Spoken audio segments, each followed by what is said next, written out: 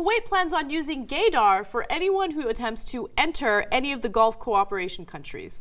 Now, the reason why they're doing this is because they're really afraid of, the homosexuality virus spreading among these countries. So they are using soft science as a way to solve this problem. So, by the way, they don't mean actual disease spreading like AIDS or anything like that. No, they mean the homosexuality spreading like a virus. Yeah. Because that's how it works usually. Like if one person touches another person who's gay, boom, that person becomes gay and it's off and running. Or if they sneeze in the direction of a straight person, the other person is like, oh, right, penis, totally interested. Yeah. So these guys have it figured out. They're crazy. Okay, so usually the hatred toward gay people has to do with ignorance, and this is a perfect example of that. In fact, the director of public health in Kuwait says the following: "We will take stricter measures that will help us detect gays who will then be barred from entering Kuwait or any of the Gulf member states."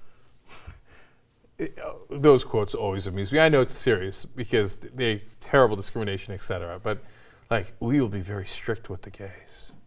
If we catch those gays, we're going to be very, very strict with them. They're being naughty. I'm like, all right, dude. And by the way, you know what happens in the Gulf states and why they're actually seeing an increase in what they perceive to be homosexuality, but in reality, it's just that they're maybe noticing it more. It always existed, etc.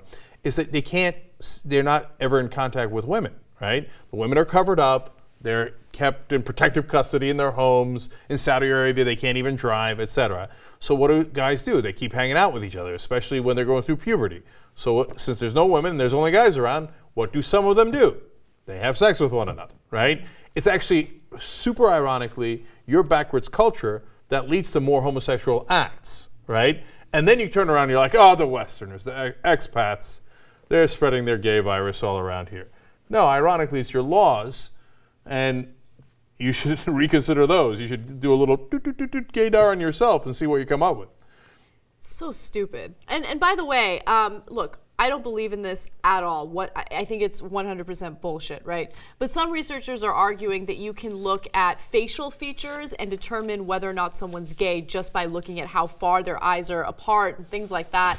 And one of those, and I'm oversimplifying it, but the reason why I'm oversimplifying it is because I think it's absurd. Anyway, one of those researchers is Joshua Tabak. He's from the University of Washington, and he says, should you trust your gaydar in everyday life? Probably not. In our experience, average gaydar judgment accuracy was only in the 60% range. 60% of the time, it works every time. This demonstrates gaydar ability, which is far from judgment proficiency, but is gaydar real? Absolutely.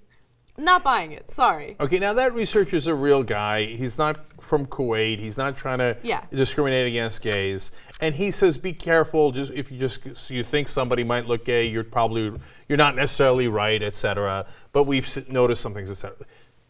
Okay, but look, don't do it. All you're doing is encouraging the idiots that do pseudoscience. What I can't wait for is for this Kuwaiti idiot to try to figure out how he's going to do gaydar.